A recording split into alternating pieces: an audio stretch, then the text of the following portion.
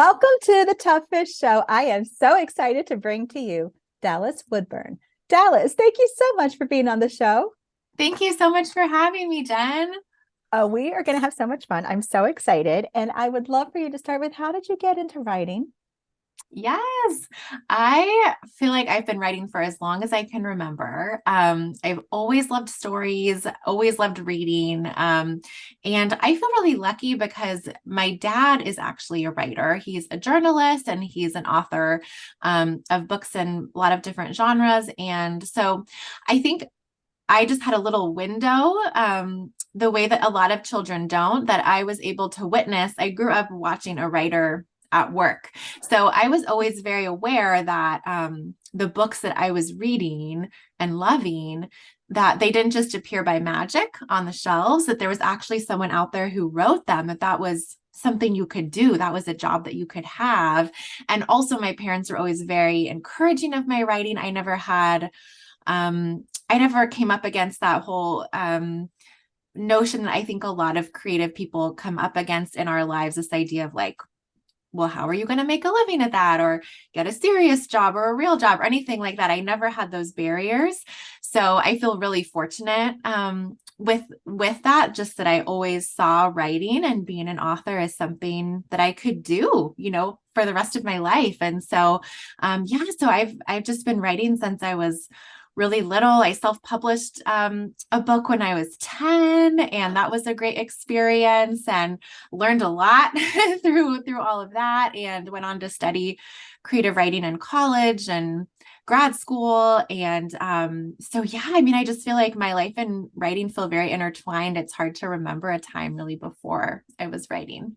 I love that. And I love that you touch on the fact that so you took a path with education, if you will, to with creative writing, both undergrad and graduate. Would you talk a little bit about how that helps? Because so, for instance, with your dad's background for journalism, for instance, that's one type of writing, and it's a Mhm. little bit more technical.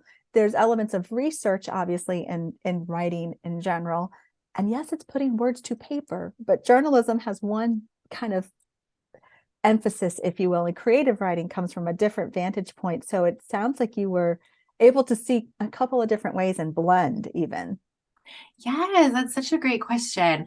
I loved my studies in university with creative writing. I think it really helped me carve out the time to really devote to my writing full-heartedly. Reading a lot, really learning how to read as a writer and study these books that I loved through the lens of craft, and how did these writers do this? What are some nuggets that I can glean from reading these books or these stories, and then trying to practice that myself. I look back at some stories that I wrote during especially my undergraduate years, and I can really see what I was reading at the time, what authors I was loving. There's my Lori Moore story open, there's my George Saunders story. Like, I can really see what I was practicing, with almost like trying on different voices and really finding my own. And I think it also helped me when we think about just growing as writers, like finding our voice. I was in a lot of workshop classes where I was getting feedback from others, and it really taught me that first, we have to please ourselves, most importantly, and also that we're going to get a lot of feedback as writers, and we really have to be careful to sift through that feedback and find what resonates most with us, and know that we're not going to be able to please everyone. So I learned with workshop, my teacher would tell us, Amy Bender, she's an amazing writer, and she was just a fabulous teacher. And she would tell us, when you're getting feedback from about your work, to take what is useful and discard the rest. And that's something that I still carry with me when, I'm getting edits on my books now, or I'm reading reviews of my books or things like that. It's so important to have a little bit of a thick skin and not try to please everyone with your work, but instead really hone in on who you are as a writer, and take in feedback from people who get that and who really resonate with your work. Oh, that's powerful, Dallas. That is so powerful, because you're right. You are going to get feedback, and some you've actually asked for. You've said, "I'm working with a book coach," or "I'm working with a an editor or a developmental editor, or I'm working with a critique group. So I've deliberately put myself out there and said, please look at this and help me make it stronger, make it better. And it is still okay to say, take what works and recognize that you don't have to take all of it. And I love that you said that. And to your point about finding voices, when you are writing, like you said, like you can see where that voice is learning, where it's growing. But when you write in multiple genres like you do, how do you work focus to try to keep your voice pretty much the same, or do you look at it in the context of, for this genre, for this particular book, I need this? So how do you blend that? That is so interesting to think about.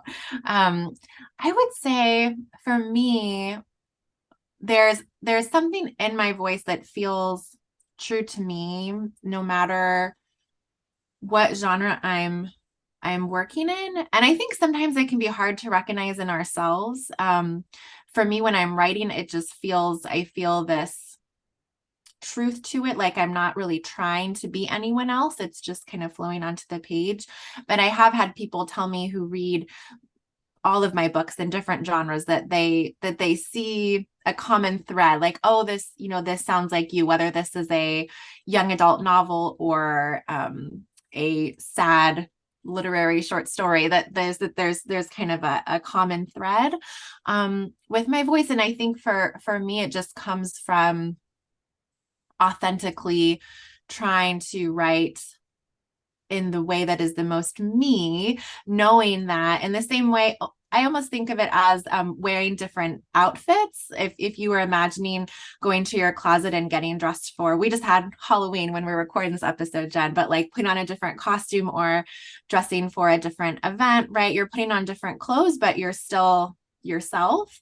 So for me, with the different genres, it's thinking about tone, thinking about character, but there is something in there just inherent in the way maybe that I describe something, or like the rhythm of my sentences or details that feels that I guess just feels like me. And as I was saying, when I look back at my growth as a writer, there were times where I felt like I was trying to be like other writers, which I think is an important part of their learning process. When you have writers that you love and then trying to emulate them and learn from them, then I think there comes a point where you've taken in all of this that you love. And when you sit down to write, you're not really trying to be anyone else, right? You're just being yourself as a writer, if that makes sense.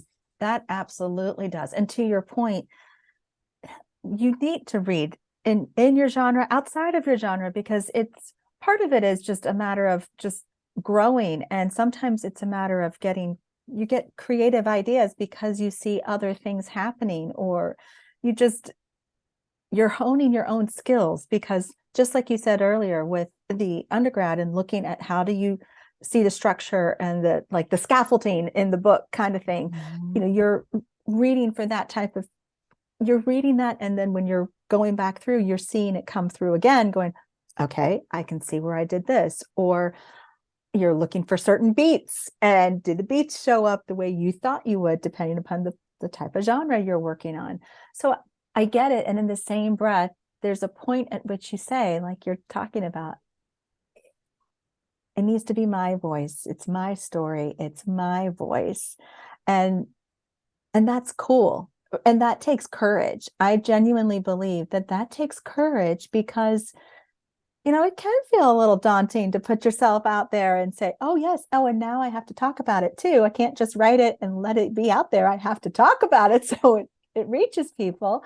So from your standpoint, with multiple genres, you've published them, you talk about them. How do you talk about multiple genres so that it feels cohesive, even if you have different readers for different books? Mm-hmm.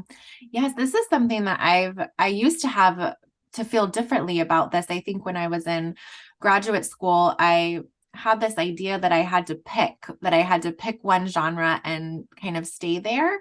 And I've always loved young adult fiction. I think, I started reading it when I was a teenager myself, and growing up, I just think there's so much exciting things happening with young adult fiction. And also there's something about just that age when I think about developing characters that is really exciting because it's a lot about stepping into identity, sort of themes of finding your voice. You were talking about our writing voices, a lot often of things happening for the first time, which can be just very, rich soil for a writer to delve into. So I've always loved young adult fiction and wanted to write it. And then when I was in graduate school, pretty much all of my classmates were writing literary fiction, kind of very serious literary fiction for adult audiences.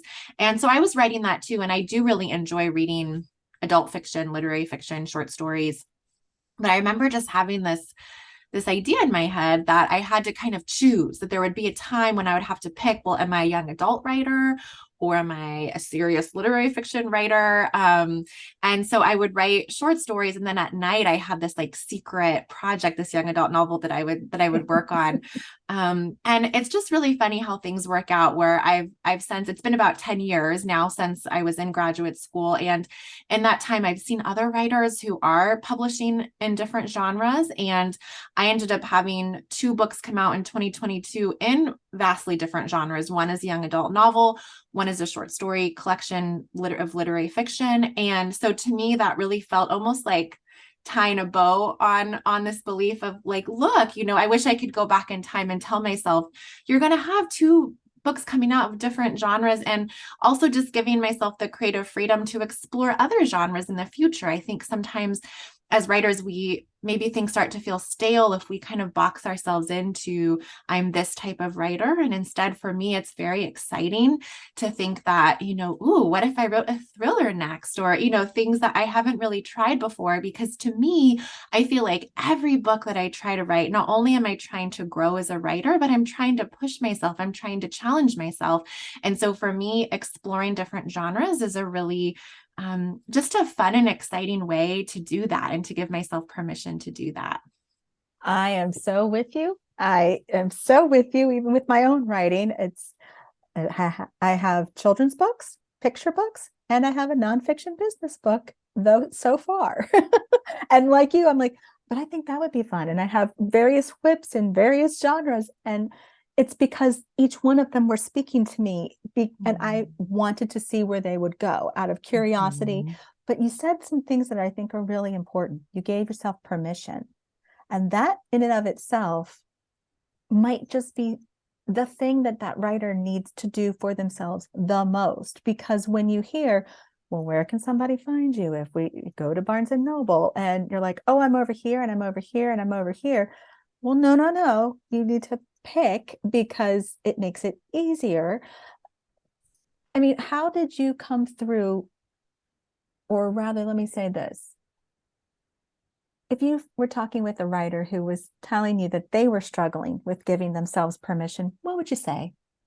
Yeah, I guess I would say that for me, that it's been really fascinating that the longer I've been really pursuing this career as a writer, I've been writing my whole life, but just the longer that I've been sending my work out for publication and working with editors. And I used to really feel that the goal was to get a published book, right? And that's still the goal.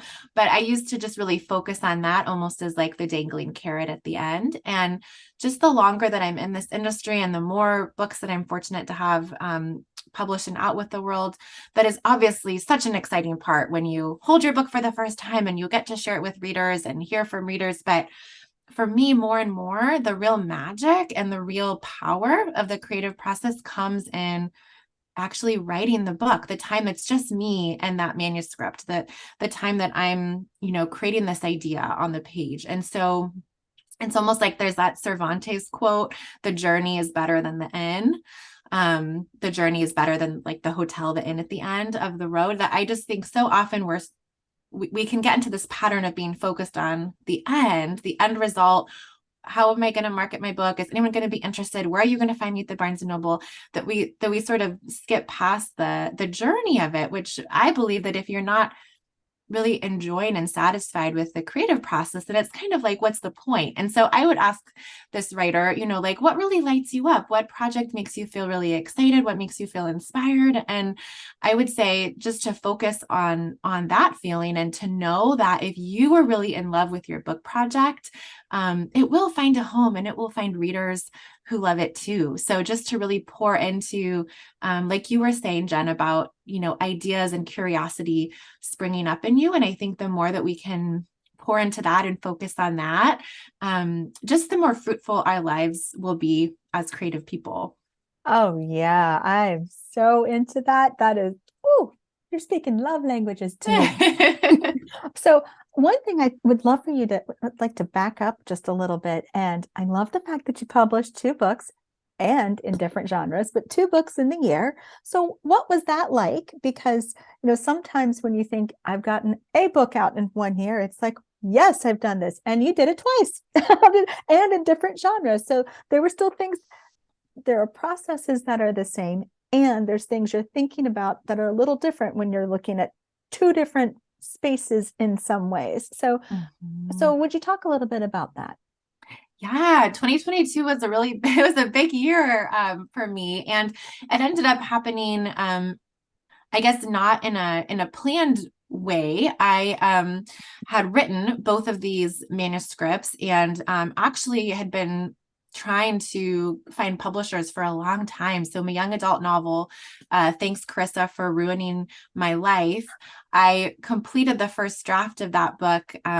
It was actually my secret fun young adult book that I was writing in grad school. So it had gone through many, many versions, many iterations, had come close to getting a publisher and then hadn't. And I remember Jen thinking, well, maybe this book is, I love it. My 16-year-old self is like obsessed with this book, but, maybe it's just meant to kind of be one of my drawer novels. And so I had moved on to other projects. I'd written other books. I published actually a different young adult novel as my debut back in 2020. But I just kept coming back to this book where I just, I'd pull it back up again. I would tinker with it. I would get some new ideas. And I just, the characters almost like wouldn't let me go, right? They were like, keep fighting for us.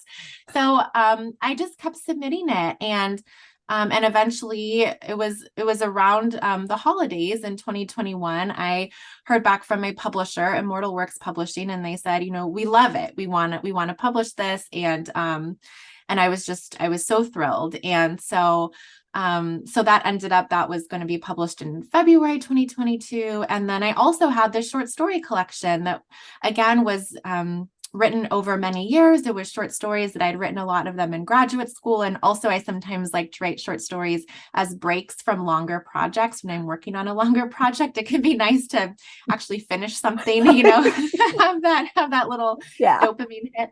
And so, yeah, these stories had been published in different journals, and I kind of formed them into a collection. And again, it was similar where I'd been sending it out here and there.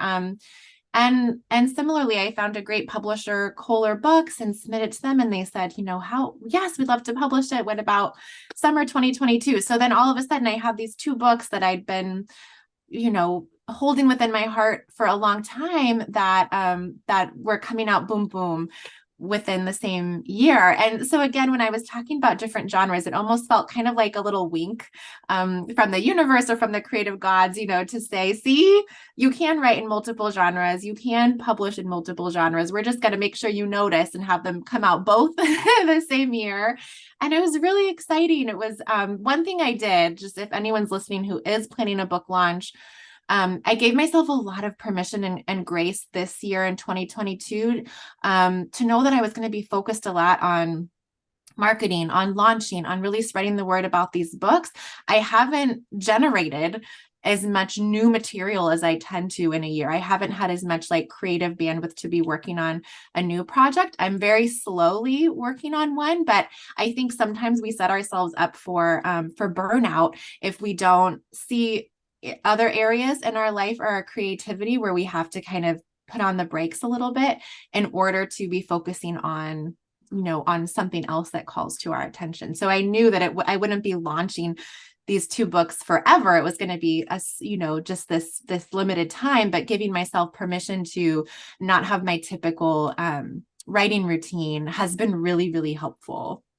What I hear you really alluding to is recognizing the cycles of the way things work, that because, so one book, the writing for the books were happening at different phases, but when they both started to take off in their various directions with the two different publishers, it caused a shift for you to focus. And then that shift also meant that, okay, there are some things I need to move up now and really focus on. And then there's some things I need to say, and it's okay that I am not as focused on these other things. And there will be a space when they come back through.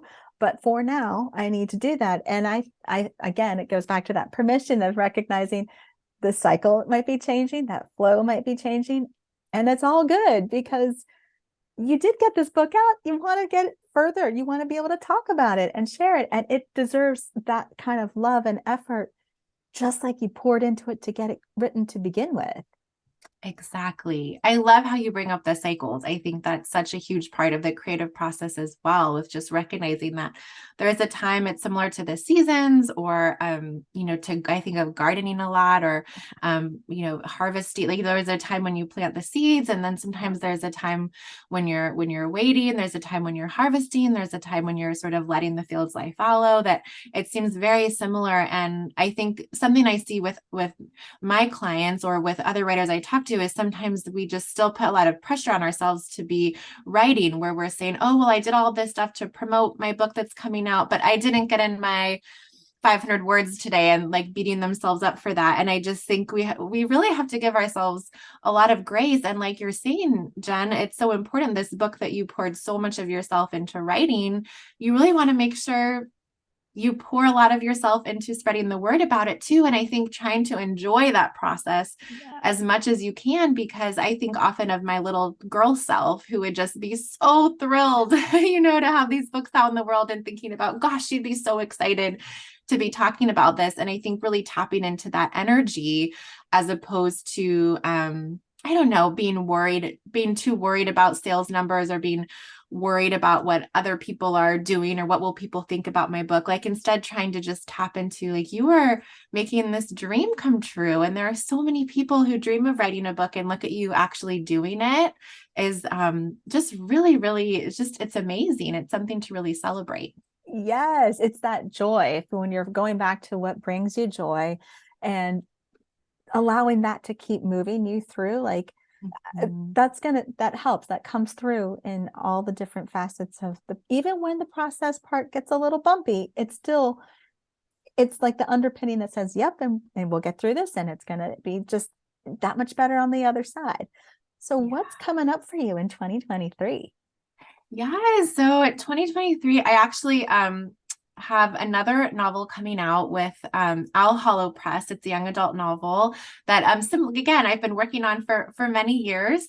So if you get anything from my story, it's just really to not give up, right? And to keep honing your voice, and keep sending your work out there, and believing in your books. And so this novel, it really is close to my heart. It's gone through so many versions, Jen. Like I just feel like this book really just kind of brought me to my knees and helped me grow so much as a writer. I had to really take it apart and put it back together again, and was definitely a lesson in killing your darlings and nothing is too precious. But so I'm really excited. That's going to be coming out in the fall of 2023. And yeah, I'm slowly working on a new book. And something too that I've been enjoying lately is trying to spend time with my creative project, my work in progress, even just in little bits of time. So my goal is even just to do like 20 minutes a day. But I found that consistently, it's really nice just to spend time with my characters, spend time with my project. And so kind of for me, it's been a lot about changing my perception of what counts as a writing session, right? It doesn't have to be 2 hours. It doesn't have to be even 1 hour. Like it can just be 15 or 20 minutes where I'm kind of checking in on my book and adding a few paragraphs here and just staying close to the work. So I'm looking forward to seeing, where that book takes me to in 2023. Oh, I love that. And I love just how you mentioned just sometimes it doesn't have to be like you've carved out the entire morning or what have you. It might just be simply reading over and going, oh, what about this? Or when you're in sometimes what happens, it can be in the middle of something else altogether, like driving or cooking or I don't know what. And you put your phone on voice record and capture it just so that you get the idea. Then you can come back to it because sometimes the idea hits you in the middle of you're not doing that. And it's like, where did this come from? Okay, thank you. I will capture it and I will make sure we incorporate it. I'll do something with it. But I love that. I love the check-in, even if it's just 15 minutes to see what's going on. That's cool. Mm-hmm. Yeah. Yeah. And I could not agree more. I think I often get my, best ideas or just those little lightning bolts will happen usually away from my computer. Like you said, driving, showering, cooking. And so I think too, what we were talking about with the cycles and giving ourselves space is just so important for, for our creativity. Oh my gosh. Absolutely. Dallas, this has been awesome. Where can people connect with you? Where can they get your books? Where? Yes. Yes, it's been so fun. Thank you it's been so fun chatting with you about everything writing. Yes, I am. So you can find all of my books on my website, dallaswoodburn.com. That's also where you can send me an email. Check out, I have a podcast as well. I'll have to have you come on my podcast, Jen. You can find that there. And I also hang out on social media. I'm on Instagram at Dallas Woodburn Author and on Facebook at Dallas Woodburn Author. And also I love, hearing from people there. And if you do check out any of my books, please send me an email or a little direct message on social media, because I would love to send you in the mail. I have bookmarks and signed book plates and just little extra book goodies that I just love to send as a thank you for taking the time to pick up my book. So please reach out and let me know. Oh, I love that so much. Dallas, this has been a blast. Thank you so, so much. Thank you, Jen.